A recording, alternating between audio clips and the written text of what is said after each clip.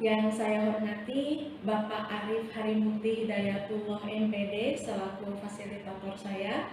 Yang saya hormati Bapak Muhammad Ali MTRPI selaku pengajar praktik saya. Perkenalkan, nama saya Herni Siti Febianti, calon guru penggerak angkatan 7 dari SMK Negeri 1 Naringgul, Kabupaten Cianjur, Jawa Barat. Pada kesempatan kali ini saya akan melakukan praktik percakapan coaching untuk supervisi akademik, di mana dalam pelaksanaannya saya telah mengajak rekan sejawat saya yaitu Bapak Hamka Abdul Hakim SPD selaku guru produktif dari program keahlian rekayasa perangkat lunak. Baik, pada kegiatan kali ini saya akan melakukan praobservasi, di mana praobservasi ini merupakan langkah awal atau langkah perdana dari kegiatan supervisi akademik yang akan dilakukan. Berikut video pelaksanaannya. Assalamualaikum Pak Hamka. Waalaikumsalam. Ya, selamat pagi. Selamat pagi. Sebelumnya saya ucapkan terima kasih Pak Hamka atas kesediaannya untuk meluangkan waktu berbincang-bincang dengan saya terkait pelaksanaan supervisi akademik yang akan kita laksanakan. Baik, Pak Hamka, pada langkah pertama di kegiatan supervisi akademik ini kita akan melakukan praobservasi. Jadi beberapa menit ke depan kita akan ngobrol santai ya Pak ya. Baik Pak,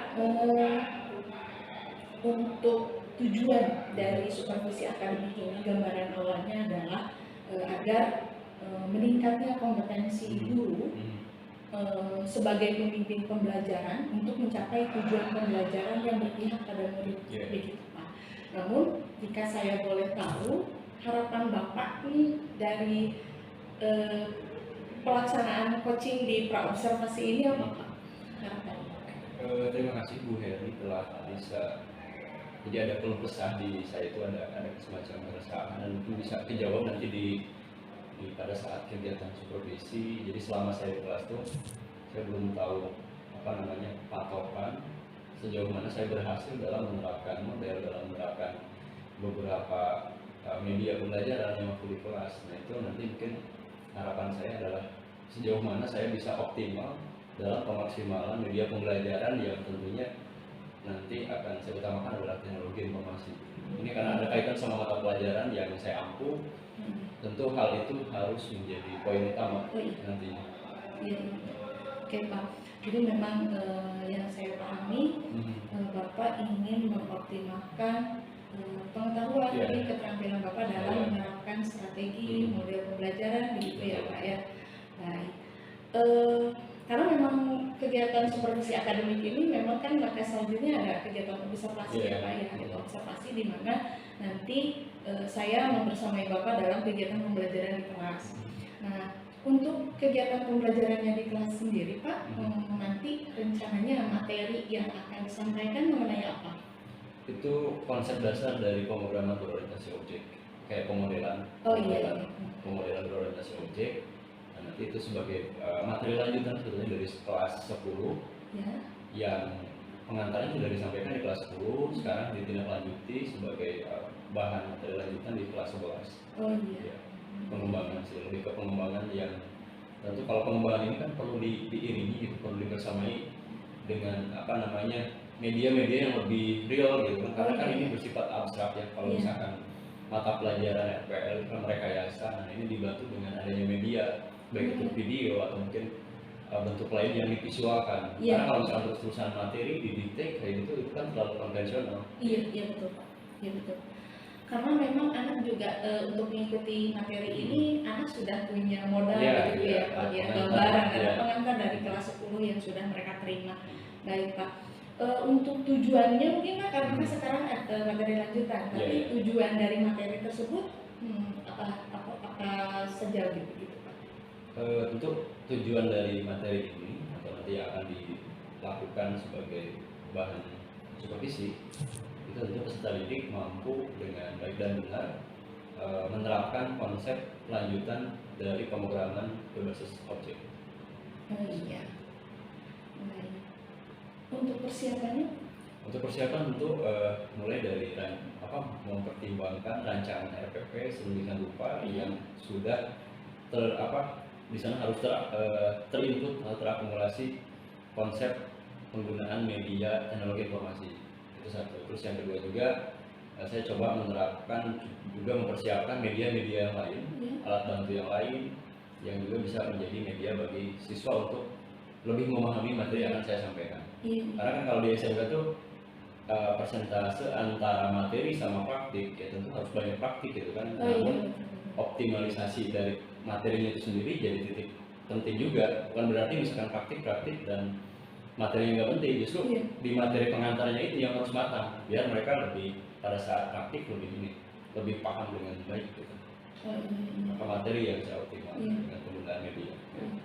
Menarik Bapak tadi dengan penjelasan Bapak bahwa materi ini memang banyak praktik gitu ya Pak ya. Jadi bagaimana akhirnya Bapak bisa menerapkan strategi gitu ya yang disusun dalam sebuah RPP gitu. Iya. Ada kesulitan nggak Pak dalam persiapannya? Kalau kesulitan mungkin baru sekedar variasi itu aja, variasi pemosisian gaya belajar anak sih. Itu kan ada beberapa kelas yang mungkin itu baru pendapat dari mereka merasa ada di visual nih, audio visual nih, sedangkan mungkin aslinya nggak di sana gitu. Jadi saya mungkin ke depan perlu adanya dukungan dari guru yang lain, dari mungkin ahlinya juga untuk bisa mengkelaskan bagaimana gaya belajar anak itu sendiri biar mereka bisa cerdas ya kan dengan caranya masing-masing gitu. Karena kalau dipaksakan dengan satu cara, dengan satu bentuk konsep pembelajaran gitu kan, itu kan tentu terlalu monoton. Mungkin ada beberapa siswa yang cocok di konsep itu, tapi bagi yang lain mungkin juga tidak cocok. Jadi hanya pengkelasan gaya belajar sih untuk sementara ini yang mungkin saya masih ragu-ragu apakah pengkelasan itu sudah betul atau bagaimana gitu. Mungkin masih ragunya di sana. Oh iya. Ya, mohon maaf Bapak sebelumnya kalau boleh saya ulang. Apakah mungkin maksud Bapak di sini ada kekurangan tersendiri, kesulitan dan mungkin juga menjadi kekurangan dalam mempersiapkan pembelajaran yang akan dilaksanakan besok terkait kebutuhan belajar dari siswanya begitu ya Pak ya? Kebutuhan belajar dari gaya belajarnya. Oh iya begitu. Ya, apakah saya bisa mengakomodir semua atau enggak gitu? Kan itu ada beberapa kebutuhan belajar gitu. Nah itu masih ragunya masuk gak nih gitu kan ketiga atau ke beberapa pengkelasan yang seharusnya gitu kan mereka dengan berbagai kecerdasan yang tentu tidak sama antara siswa satu dengan yang lain gitu. Seperti itu. Akhirnya Pak untuk nanti pelaksanaannya bantuan apa Pak yang akan Bapak berikan atau mungkin strategi sebelum nanti terbentuknya atau terkelompoknya dikelompokkannya gaya belajar siswa masing-masing di kelas begitu Pak? Paling untuk sementara baru sekedar kita komunikasi dengan siswa mereka maunya di mana, baru sekedar mengikuti kemauannya aja dulu, belum hasil pengamatan secara utuh oleh guru gitu kan. Cuma ke depan ya itu akan digabung juga dari sudut pandang siswanya, dari sudut pandang kami sebagai gurunya, mungkin jadilah pengkelasan gaya belajar atau kebutuhan belajar siswa yang matang gitu, yang ideal gitu.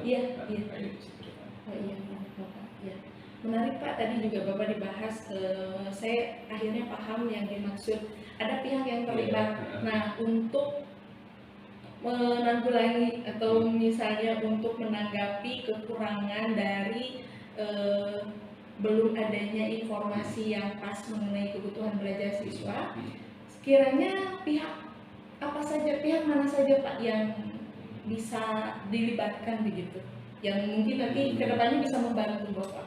Tentu ke depan kemungkinan gitu yang bisa dilakukan yang sangat masuk akal itu ya selain guru mata pelajaran ya wali kelas, juga kurikulum, terus guru BK, dan itu hal-hal apa ya, misalnya warga sekolah yang sekiranya mereka bakalan tahu banget bagaimana kondisi anak di sekolah.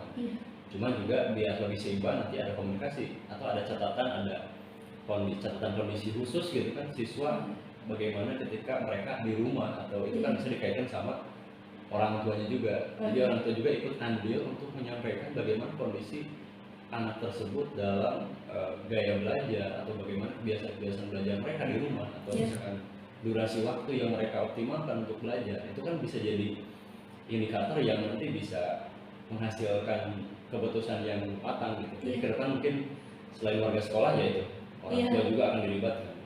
Ya itu sepertinya lebih masuk akal, biar mereka kan secara mayoritas waktu kan tidak di sekolah, mereka banyak di rumah gitu. Iya betul. Paling kayak gitu. Iya. Ada asesmen lanjutan begitu ya Pak ya? Iya betul iya. Lebih kontekstual. Gitu. Iya menarik Pak. Barusan Bapak menyampaikan ada rencana untuk melibatkan wali kelas, guru BK, gitu. Kemudian orang tua juga gitu ya. Nantinya bisa saling melengkapi gitu informasinya. Baik. Ini Pak, tadi kan di awal saya sudah menyampaikan bahwa tujuan dari supervisi akademik ini adalah untuk meningkatkan kompetensi guru begitu Pak. Kira-kira Pak, area pengembangan apa dari dalam diri Bapak yang ingin dicapai gitu? Area pengembangannya optimalisasi media pembelajaran untuk teknologi informasi yang mau saya coba muat dan mau saya coba biasakan gitu. Karena kan kalau zaman sekarang kalau belajar atau apapun itu tanpa teknologi informasi ada titik kita ketinggalan gitu. Ya walaupun ini di SMK Negeri 1 Naringgul yang secara letak geografis kita kan di di mayoritas kampung gitu kan, tapi hal itu justru jadi tantangan bagi saya untuk Naringgul juga bisa.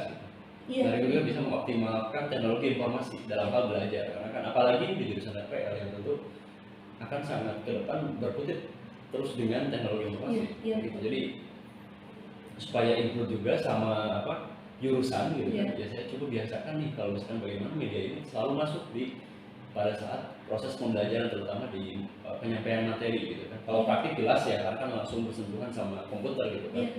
Nah ke depan juga rencananya mau materi selalu ada teknologi informasi yang dilibatkan biar mereka terbiasa. Jadi optimalisasi media pembelajaran terutama teknologi informasi. Baik Bapak. Tadi di awal Bapak sempat membahas juga mengenai strategi dan metode begitu Bapak. Nah, kalau saya boleh bertanya lebih lanjut mengenai dukungan yang sekiranya diperlukan agar area pengembangan yang ingin Bapak capai itu dapat terbantu gitu, dapat didukung gitu Pak. Baik itu dari segi fasilitas, metode, model atau apapun itu, bagaimana Pak? Untuk area dukungan itu tentu saya coba komunikasikan dengan Wakasek Prasarana. Mereka kan punya kewenangan untuk melakukan atau misalnya pengajuan kebutuhan yang dibutuhkan oleh guru yang di kelas gitu kan. Tentu pertama kali saya coba komunikasikan dulu dengan Wakasek Prasarana. Adapun nanti mungkin dengan kepala sekolah lebih lanjut bagaimana kemudian saya mencoba mengkomunikasikan ini sebagai tuntutan kebutuhan siswa. Ya tentu kan kita dengan agenda mengutamakan kebutuhan murid gitu kan, dalam arti hanya mengakomodir gitu, bagaimana kebutuhan siswa itu perlu dipenuhi, dan salah satunya adalah dengan teknologi informasi ini. Yang minimal gitu kan kelengkapan ketika belajar di kelas selalu melibatkan teknologi informasi, minimal fokus atau proyektor lah yang dilibatkan agar mereka tidak selalu misalkan berkutit dalam buku, karena kalau zaman sekarang apalagi era digitalisasi gitu kan, tentu teknologi informasi itu harus selalu termuat di dalam kegiatan-kegiatan belajar siswa. Paling yang pertama kali saya coba ini Prasarana Wakasek gitu kan, sama dengan kepala sekolah, pada akhirnya dengan kepala sekolah. Baik Bapak. Yang menarik ya Pak ya, dari mulai bagaimana tujuannya ingin Bapak rancang gitu, kemudian strategi yang digunakan, atau ada area-area pengembangannya terkait kompetensi guru gitu berikut dukungan. Kalau boleh Pak untuk mereview dari obrolan kita di awal, kira-kira yang menjadi titik utama gitu atau mungkin apa ya, bukan kesimpulan, lebih ke apa sih yang didapatkan gitu dari obrolan kita kali ini? Tentu secara garis besar ada gambaran bagaimana kemudian saya mencoba mewujudkan optimalisasi teknologi informasi pada saat proses pembelajaran, karena itu memang sudah agenda yang mau gitu kan saya terapkan, tapi kebetulan alhamdulillah sekarang saya bisa bertemu dengan Bu Hermi gitu kan, kemudian saya sampaikan dan nanti ditindaklanjuti dalam supervisi. Paling poinnya itu, jadi saya ada unek-unek yang selama ini belum saya sampaikan ke siapapun gitu kan, termasuk juga ke teman sejawat yang lain, kemudian saya sampaikan sekarang dan itu jadi lega bagi saya, dan nanti ketika pada saat proses supervisi sejauh mana saya bisa melihat atau membuat berhasil atau enggak gitu. Jadi bagi saya keberhasilan nanti itu atau kegagalan nanti pun misalkan ya itu jadi bahan pembelajaran. Apa yang kurang nanti ke depan harus saya perbaiki gitu. Ini sih poinnya. Iya, terutama dari optimalisasi itu ya. Teknologi informasi. Adapun mengenai kesulitan yang dihadapi, Bapak juga sudah ada gambaran apa yang harus dilakukan, kemudian siapa yang terlibat. Dan untuk pelaksanaannya Pak, kira-kira setelah dipersiapkan dengan perfectnya, kira-kira pelaksanaan dari kegiatan pembelajaran yang akan diberikan kepada siswa kapan Pak? Sepertinya karena kita ada obrolan di jauh-jauh hari itu, mungkin nanti siang atau mungkin jadwal saya besok. Oh jadi ya besok ya Pak? Besok juga ada, pokoknya besok bisa lah untuk jadwal saya kan ada jadwal ngajar. Paling di jadwal-jadwal itu, kalau nggak hari ini mungkin besok. Oh baik ya. Nanti saya tindak lanjut sama Ibu ya. Boleh, saya cek dulu jadwalnya biar. Iya, jadi saya juga mungkin mohon izin ya Pak ya, untuk nanti ketika Bapak melaksanakan kegiatan pembelajaran di kelas, saya mohon izin untuk membersamai Bapak gitu, untuk melakukan observasi sebagai langkah selanjutnya setelah dilakukannya observasi hari ini. Begitu Bapak, nanti setelah observasi juga ada kegiatan observasinya Pak, kita untuk merefleksi ini. Tadi kan Bapak membahas, saya ingin mengetahui sampai sejauh mana keberhasilan ataupun nanti ada kekurangannya gitu yang bisa ditindaklanjuti dengan perbaikan-perbaikan itu. Setelah observasi Bapak, nanti kita ada pasca observasi. Gitu Bapak, siap ya Pak ya, kita saling belajar, saling mendukung, saling berbagi pengalaman. Mungkin itu ya Pak ya yang bisa kita bahas, yang bisa kita persiapkan dari dari tahap pra-observasi ini. Semoga kegiatan pembelajaran besok berjalan dengan lancar. Apapun yang kita bahas bisa direalisasikan, rencana apa yang sekiranya strategi dan lain sebagainya di kegiatan besok. Semoga lancar Bapak, sukses. Nanti kita bertemu lagi di besok ya Pak. Langsung ditindaklanjuti. Terima kasih Bapak. Sama-sama Ibu. Baiklah, demikian praktik percakapan coaching di tahap pra-observasi ini. Semoga apapun yang kita bahas di tahap ini dapat menjadi dasar atau acuan untuk melaksanakan kegiatan observasi yang akan dilaksanakan pada esok hari. Terima kasih atas perhatiannya. Wassalamualaikum warahmatullahi wabarakatuh.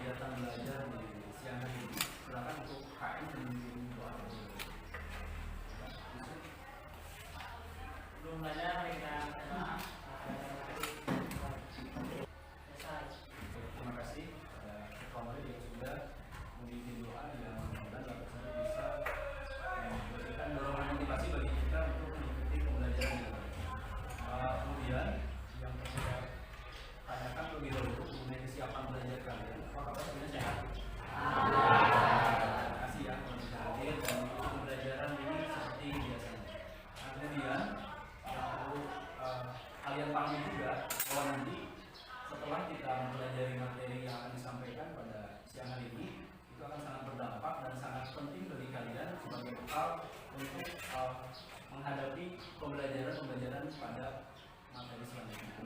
Ya, Bapak sebar ke masing-masing sesuai dengan kemampuan masing-masing ya. Untuk baris ini sudah disesuaikan dengan kalian nanti akan menampilkan tugas sekemampuan kalian atau yang kalian sukai dengan bentuk apa nanti menyampaikannya. Baris yang kedua juga sama, saya berikan kebebasan untuk kalian menyampaikan tugas yang nanti akan kalian kirimkan. Dan juga baris terakhir juga saya persilakan kalian juga untuk menyampaikan materi ataupun tugas yang nanti akan kalian kerjakan. Kita langsung ke materi. Ada konsep pemodelan yang sudah saya tampilkan di sini. Ini pemodelan kalian. Ini adalah konsep pemodelan untuk berorganisasi objek ya. Yang pertama saya bahas adalah tentu KD yang akan dicapai. Ini adalah memahami konsep kelanjutan pemodelan berorientasi objek. Ini KD yang akan dicapai pada kali ini. Kenapa disebut lanjutan? Karena sebelumnya sudah ada pengantar di semester sebelumnya. Jadi kita mulai mengenal apa yang dimaksud dengan pemodelan, apalagi yang berorientasi objek. Nah ini lanjutannya. Ataupun saya akan sekilas boleh bantu saya untuk membacakan materi di depan. Pemodelan adalah deskripsian atau gambaran bentuk tertentu sebelum memulai pengkodean. Kemudian apa yang dimaksud dengan pemodelan sistem? Boleh tuan tangan membantu saya untuk bacakan ini. Boleh yang perempuan? Siapa aja? Pemodelan sistem kelas lunak dan sistem logis dan terstruktur mempunyai tahapan-tahapan tertentu yang bisa dikembangkan untuk menjadikan sebuah aplikasi. Kemudian kita akan langsung ke metode ya atau ke model. Di sini ada metode waterfall. Nanti supaya lebih efektif biar kita nanti saling bersinergi satu kelompok satu dengan yang lain sudah dipisahkan dengan berbagai kemampuan kalian. Satu untuk metode waterfall saya arahkan ke kelompok ini ya. Kelompok ini nanti silakan kalian kerjakan dengan berbagai sumber ya. Tentu nanti akan saya jelaskan terlebih dahulu secara sekilas. Kemudian baris yang kedua ini untuk metode prototype ya. Kemudian yang terakhir adalah spiral untuk baris terakhir. Jenjang 5 sampai 10 menit waktunya saya berikan kepada kalian. Nanti kalau sudah selesai kita akan lanjutkan dengan tahapan pemaparan dari hasil diskusi kalian.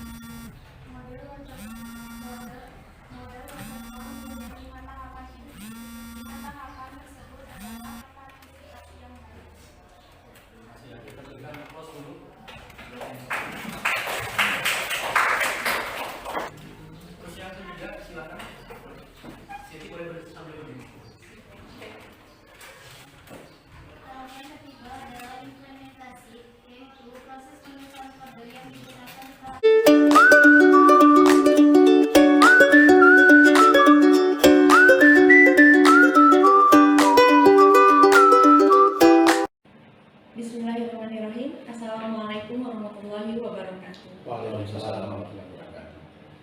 Yang saya hormati Bapak Muhammad Ali MTRPI selaku pengajar praktik saya.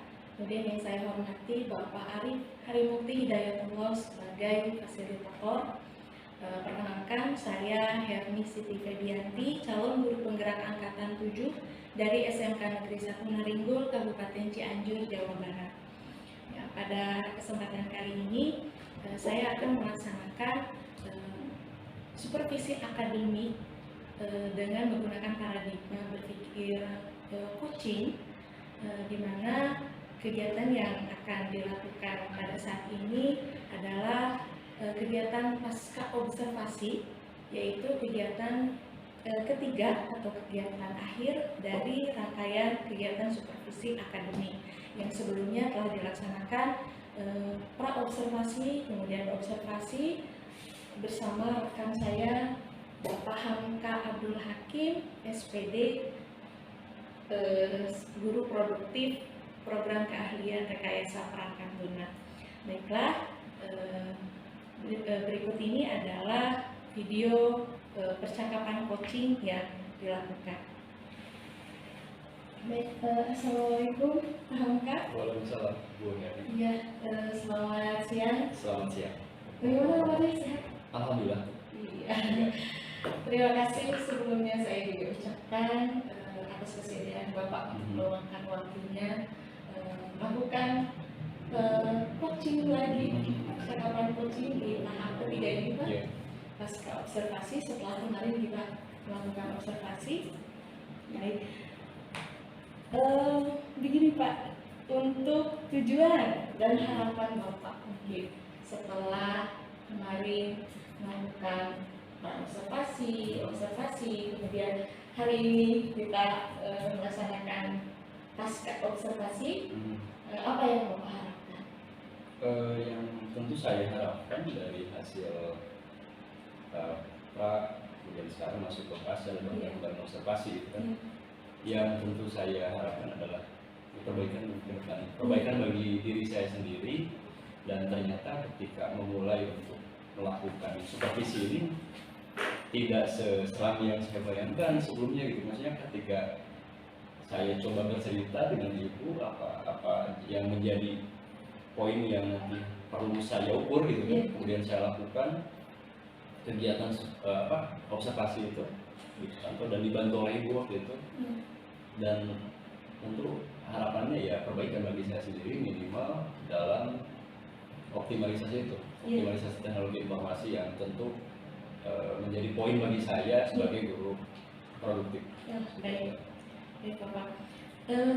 Kemudian bagaimana perasaannya nih Pak setelah melakukan kegiatan pembelajaran kemarin? Tentu perasaannya lega. Enggak, karena kan di beberapa kegiatan ke belakang kalau untuk supervisi itu kan identik sama kita tegang gitu kan, tegang, tapi ternyata setelah dilewati dan saya berpikir positif mengenai kegiatan supervisi ini, dan saya juga santai waktu itu ngobrol dengan ibu, dan alhamdulillah lega sih bagi saya karena bisa mencurahkan gitu kan apa yang menjadi maupun bagi saya. Iya, alhamdulillah ya Pak, sudah lega. Namun saya penasaran Pak dengan proses pelaksanaan pembelajaran kemarin. Mungkin ada inspirasi atau hal baru yang ditemui oleh Bapak dari pengalaman atau perasaan yang dirasakan. Oke. Kalau untuk pengalaman itu karena kan berangkat dari konsep yang jelas, tujuan yang ditentukan di awal, kan? Itu kan tentukan tujuan di awal, sehingga selama proses itu jadi ada pengalaman bagi saya ternyata ketika kita menentukan tujuan itu di awal dan mengarahnya kemana, jadi kegiatan pembelajarannya itu jelas gitu. Jadi enak ketika kegiatan pembelajaran, oh iya ini, jadi selama ini yang menjadi titik poin saya kurang begitu optimal selama kegiatan di kelas ya itu. Sudah dipersiapkan dari awal ya Pak. Terus tujuan juga diperjelas gitu kan, diterapkan tujuan ini loh yang mau dicapai. Gitu. Oh iya, baik. Menarik Pak. Dan untuk hal-hal yang ditemukan, gimana hal-hal yang ditemukan selama proses pembelajaran berlangsung, baik itu dari respon siswa gitu, atau misalnya situasi yang tiba-tiba dirasakan berbeda, yang akhirnya Bapak menyadari itu gitu, oh saya kok baru tahu gitu, atau baru menyadari gitu, ada hal yang baru itu, bagaimana Pak? Apa saja? Hal baru yang saya temui kalau dari siswa gitu kan, antusias. Mereka sangat antusias dengan apa yang saya coba tampilkan dalam bentuk yang sedikit baru gitu kan, padahal kan memang sebenarnya udah menerapkan, tapi ternyata dengan tujuan yang jelas tadi saya bilang di awal, jadi mengarah gitu kalau untuk kegiatan pembelajaran. Dan kemudian bagi saya sendiri, jadi jadi hawa positif yang saya coba tebarkan selama di kelas itu ya tersebarkan ke anak-anak, karena memang dari tujuannya juga sudah diperjelas di awal, sehingga bagi diri saya sendiri kesannya positif dan kemudian bagi anak-anak juga antusias. Jadi kita saling melengkapi dan proses pembelajaran begitu maksimal pada saat proses pervisi kepada. Iya Bapak, menarik memang motivasi ataupun sugesti positif dari kita itu sebetulnya bisa disalurkan ke siswa begitu ya. Dan ketika memang ada hal baru yang ditemui dari siswa ataupun dari situasi pembelajaran, justru itu tanpa disadari berangkat dari Bapak begitu ya. Iya bagus Bapak, menarik. Kemudian kemarin kan dibahas juga RPP, siapa, apa yang tersusun di dalam RPP, ada tujuan pembelajaran yang diharapkan gitu ya, dirancang gitu. Bagaimana Pak dari pelaksanaan kemarin, apakah tujuan pembelajaran ini sudah tercapai? Saya kira sudah tercapai, hanya saja kan kita tidak bertitik puas karena sudah tercapai gitu, tapi perlu peningkatannya di depan. Kalau kemarin sudah tercapai, karena kan ada perencanaan yang juga cukup matang dan juga mengakomodir bagaimana kebutuhan belajar siswa itu sendiri. Cuman hanya saja kalau peningkatan saya terus penasaran ya, kira-kira apa lagi nih yang perlu ditingkatkan ke depan untuk lebih memaksimalkan proses pembelajaran di kelas. Apa mungkin berarti maksudnya belum 100% begitu ya Pak? Sepertinya belum, masih ada beberapa hal yang perlu diperbaiki dan perlu ditingkatkan. Lalu hal menarik apa Pak? Mohon maaf, maksudnya hal-hal apa yang sudah ada dan sudah baik, lalu itu ada motivasi untuk terus harus dipertahankan gitu. Hal yang sudah baik. Hal baik itu tentu optimalisasi dari media pembelajaran itu pada saat penggunaan di kelas itu jelas. Jadi karena tujuan awalnya juga itu ya, itu harus tetap dipertahankan. Kemudian selain itu keberagaman medianya itu sendiri, karena ternyata yang coba saya hadirkan di kelas dengan 1, 2 atau mungkin 3 ya media yang ditampilkan itu ternyata belum secara keseluruhan mengakomodir gitu bagaimana kebutuhan belajar siswa itu sendiri. Jadi ke depan akan lebih secara rinci apa yang benar-benar dibutuhkan oleh siswa, dan saya mungkin dalam hal ini sebagai hanya fasilitator dan mereka yang kemudian berinteraksi menggunakan media itu sendiri. Karena itu hanya sebagai perangsang, apalagi kalau di SMK kan kita materinya ya hanya sebagian kecil gitu kan, kebanyakan praktik. Hanya saja mungkin materinya itu sendiri yang perlu dioptimalkan sebagai bekal bagi mereka untuk mempraktikkan secara baik gitu. Mungkin itu sih yang memang kemarin juga terlihat adanya keberagaman tugas yang salah satunya yang diberikan kepada siswa yang sebelumnya dibuat dulu 3 kelompok gitu ya Pak ya. Baik Bapak. Nah setelah adanya hal-hal yang diketahui sudah baik dan perlu dipertahankan, lalu hal-hal apa Pak yang dirasa masih kurang dan masih perlu ada perbaikan ke depannya? Perbaikan beragaman pengelompokan itu. Gitu. Ya, maksudnya baru beberapa kelompok yang sepertinya anak ini bisa dengan gaya belajar yang lain gitu. Kayak misalnya anak itu masih bukan sebenarnya mungkin masih labil ketika dia dikasih gaya belajar A, ternyata dia B juga, bahkan ada kemungkinan bisa lebih baik. Mungkin itu gaya belajar yang coba saya hadirkan di kelas lebih beragam lagi. Karena kalau kemarin baru terbatas di 3 kelompok saja, saya coba hadirkan dan itu cukup baik, cuman ternyata kayaknya ini bisa lebih daripada 3 kelompok. Ada alternatif lain untuk mengakomodir beberapa siswa yang mungkin dalam keadaan tertentu tidak bisa mengikuti dia belajar. Memang waktu kita membahas persiapan di tahap praobservasi juga kan memang sudah Bapak sampaikan bahwa kekurangan yang masih dirasakan itu adalah pengelompokan dari kebutuhan belajar siswa itu sendiri begitu ya Pak ya gitu. Karena memang mungkin sudah ada gambaran hanya belum akurat begitu, mengingat memang Bapak menyampaikan bahwa belum ada pengukuran yang pasti begitu, terus informasinya juga masih perlu dikumpulkan dari beberapa pihak yang akhirnya bisa tergambar dengan jelas bagaimana kebutuhan belajar siswa itu sendiri.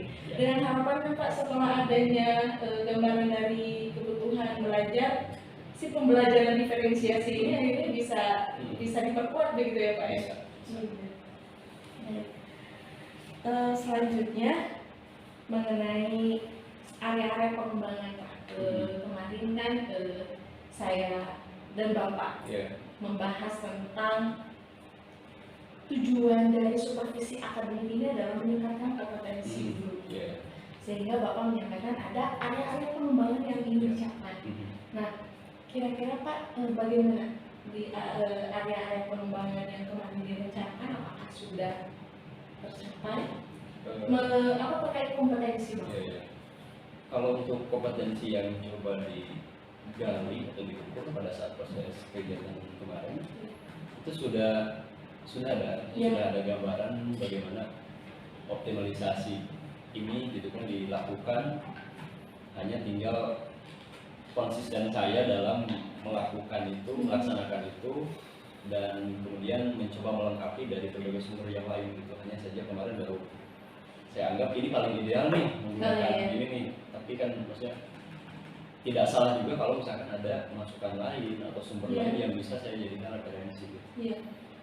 Dan itu sebagai tindak lanjut Bapak juga mungkin ke depannya. Makanya saya tidak mau cepat puas gitu kan dengan apa yang kemarin saya coba ukur gitu. Hal itu tentu hal lain juga perlu saya ukur juga yang dalam kesempatan lain bisa saya ukur. Hanya satu poin kemarin yang coba diminta diukur di kegiatan supervisi, kemudian ternyata yang lain juga perlu nih gitu. Banyak hal yang perlu diperbaiki yang itu menjadi PR bagi saya, terutama bagi saya sendiri untuk terus belajar untuk memperbaiki poin-poin itu. Menarik ketika Bapak menjelaskan bahwa ada area pengembangan yang menjadi titik fokus apa yang ingin dicapai, namun ternyata ada pengembangan baru yang itu menjadi PR gitu yang harus dipikirkan selanjutnya dan mungkin jadi perbaikan gitu.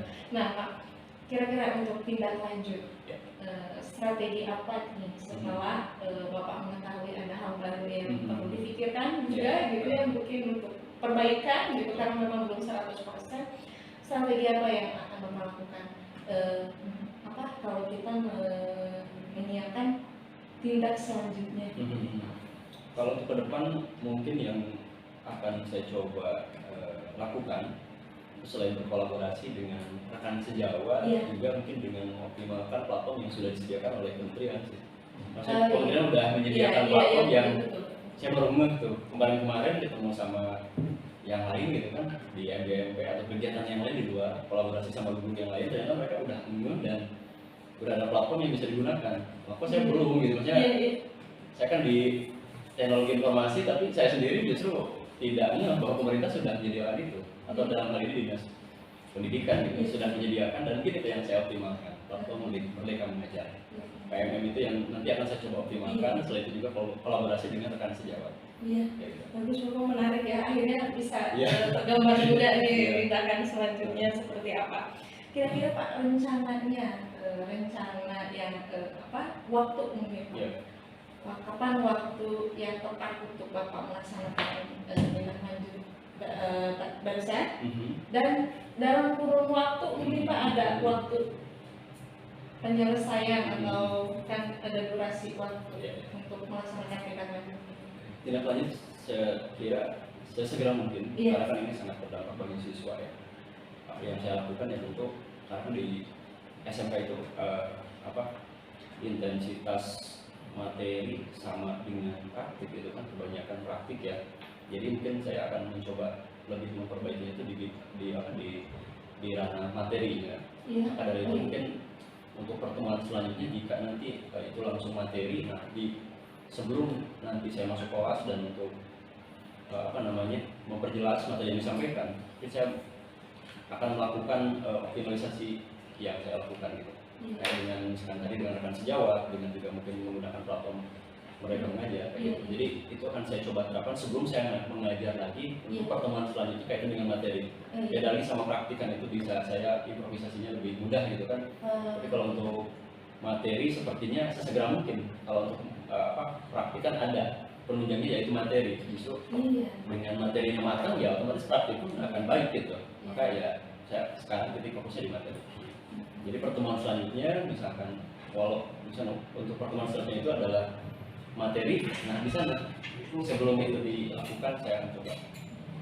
Tapi ya setelah materinya ditentukan, nanti akan mengikuti metodenya, begitu ya, model pembelajarannya sampai akhirnya di pelaksanaannya semakin jelas, semakin matang untuk kemudian disampaikan ke siswa. Baik Bapak, menutup kegiatan mungkin ada hal lain yang bisa yang ingin dikonfirmasi kembali mungkin, atau masih ada yang mengganjal mungkin? Paling terakhir dari saya sering-sering coaching aja, sering-sering ini soalnya kan banyak unek-unek yang perlu saya sampaikan dan itu ya banyak hikmah yang saya ambil gitu dari dengan adanya coaching. Kita ngobrol gitu kan, terus berkolaborasi, itu hal positif bagi saya untuk perbaikan. Paling gitu terakhir, sering-sering coaching aja. Terima kasih Bapak ya, karena memang di awal saya menyampaikan ke Bapak coaching ini sebenarnya memang untuk meningkatkan kompetensi kita berdua gitu ya Pak, gitu. Kita jadi saling belajar, saling berbagi pengalaman. Baik Bapak, terima kasih banyak atas sharingnya mungkin ya di percakapan pasca observasi ini. Semoga bermanfaat dan bisa memberikan gambaran hal apa saja yang sudah baik, kemudian perbaikan kedepannya yang ditindaklanjuti dengan hal-hal yang tadi sudah Bapak sampaikan. Baik Bapak, sekali lagi terima kasih. Sama-sama. Mohon maaf jika ada kata-kata ataupun sikap saya selama kegiatan supervisi akademik ini yang kurang berkenan di hati Bapak. Semoga memang kita bisa bertemu lagi di kegiatan-kegiatan selanjutnya. Kita lanjutkan kolaborasi kita ya Pak ya, gitu. Karena memang kita tidak akan lepas dari yang namanya kolaborasi untuk melayani siswa. Baik Bapak, terima kasih. Assalamualaikum warahmatullahi wabarakatuh. Waalaikumsalam. Terima kasih lah kami, kemudian Pak Hamka yang tadi sudah mempraktikkan kegiatan coaching sebagai tindak lanjut dari hasil supervisi yang dilakukan kegiatan pembelajaran. Nah, ini adalah salah satu kegiatan yang kedepannya menjadi sebenarnya kebutuhan untuk kita ya dalam proses yang selama ini berlangsung. Seperti dipaham Pak Asal sendiri bahwa seorang guru pada saat dia mendapatkan jadwal akan disupervisi, maka ketimbul dalam persepsinya, saya ini akan jadi kesalahan. Saya akan dinilai proses belajar saya, bagaimana menyampaikannya, bagaimana melakukan pendekatannya. Nah, itu cara lama betul, karena cara lama gitu menilai, mencari sesuatu yang kurang. Tetapi kalau dalam paradigma pembelajaran pendekatan kehidupan sistem liberal coaching adanya, di mana si supervisor itu dia melihat kelemahan-kelemahan, tapi kelemahan itu bukan berarti kesalahan si coachingnya ya. Kita sebagai coach yang pada saat itu itu kesalahan dia. Sebenarnya dia terlewat, dia sudah tahu itu tapi terlewat. Nah, kita berfungsi sebagai pengingat. Nah, kemudian pada saat coaching, ya ini terlihat sekarang ini, kita coba saya juga sendiri sebagai konselor coaching itu bertujuan untuk bersama-sama mencari satu permasalahan itu tadi, tapi si coach bukan sebagai pemutus, dia bukan sebagai pemutus apa yang dilakukan oleh Pak Hamka sebagai yang mempunyai problem di kelas, bukan coach Bu Herni yang memutuskan, tetapi coachingnya dia yang memutuskan bagaimana solusi seperti tadi langkah-langkah yang sudah dilakukan. Langkah-langkah yang Bapak tadi sudah terpenuhi semua ya, sampai terakhir tadi menanyakan target, karena perlu kita membuat target itu. Karena kalau tidak ada target itu, kapan kita akan memulainya, kapan kita melaksanakan. Nah, kemudian yang kurang tadi ukuran keberhasilan menurut Si Pahamka itu nanti bagaimana? Coba gali juga. Gitu. Oh, iya. Tadi tidak mungkin itu ukuran keberhasilan. Tadi paling dibahas ya belum 100%. Itu. Bagaimana? Iya. Bagaimana? Dikejar lagi. Dikejar lagi sama Hermi. Kok belum 100%? Kira-kira di mananya Pahamka yang belum 100%? Supaya ini bisa 100%. Nah, si Pahamka menjelaskan. Oh, saya ingin nanti gini. Tapi Pahamka kalau menanyakan ke Pak Herminya yang harus tapi Pahamka. Tadi kan Pahamka merasa belum 100% kan? Iya. Berarti masih ada yang kurang. Pahamka apa kira-kira itu Pahamka? Kok belum sampai 100%? Nah, sana kita akan coba tanya.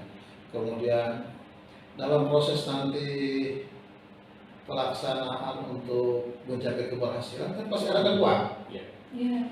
Bu Hermi tadi tidak cari, tapi sudah mencari. Sebenarnya dia sudah berikan solusi. Iya. Bahwa dia akan belajar melalui Iya. platform mereka mengajar tadi ya PMM. Tetapi ada gangguan lain lagi. Coba gali apa setelah itu kira-kira apa yang paham kau menunjukkan bisa saja saya mendapatkan tugas tambahan sebagai kakro, terus saya mendapatkan tugas tambahan sebagai wali kelas tidak. Kemudian juga gangguannya kemampuan peserta didik. Kalau dia muncul itu kan ada macam sebenarnya gangguan gitu saya tergantung pribadi orang.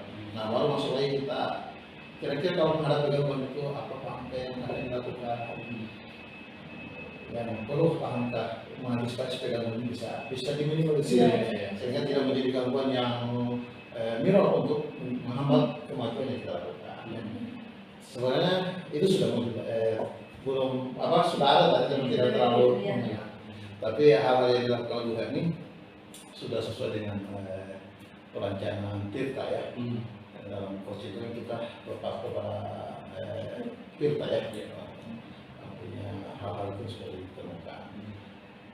Dan harapan Bapak sebagai kepala sekolah, kemudian sebagai pengajar praktek hal ini terus menjadi prioritas yang akan dilakukan oleh kami dari Bapak kalian timnya dengan teman akan sejawat sehingga komunitas yang kita bangun di SMK 1 Narigo ini jadi komunitas pembelajaran yang betul-betul bisa mengangkat mutu pendidikan dengan melakukan pendekatan kepada peserta didik perkembangan dengan sesuai kebutuhan dia. Saja masukan dari saya Bu Hermi sebagai salah satu calon penggerak calon 7 kemudian Pak Hamka akan sejawat yang sudah bersedia untuk dijadikan coach ya dan juga jadi sampel untuk melakukan supervisi. Harapan ini akan kami sampaikan kepada kepala sekolah. Hal ini sebagai tindak lanjut rencana yang akan dilakukan oleh Bu Hermi mendampingi kepala sekolah dalam hal supervisi akademik. Terima kasih. Assalamualaikum warahmatullahi wabarakatuh. Demikian percakapan coaching pada tahap pasca observasi ini alhamdulillah telah dilaksanakan dengan baik. Saya ucapkan terima kasih kepada Bapak Muhammad Alwi MPRPI selaku pengajar praktik, saya kemudian rekan sejawat Bapak Hamka Abdul Hakim yang telah bersedia untuk membersamai saya dalam melaksanakan kegiatan supervisi akademik ini. Sekali lagi saya ucapkan terima kasih, mohon maaf atas segala kekurangan. Wassalamualaikum warahmatullahi wabarakatuh. Waalaikumsalam.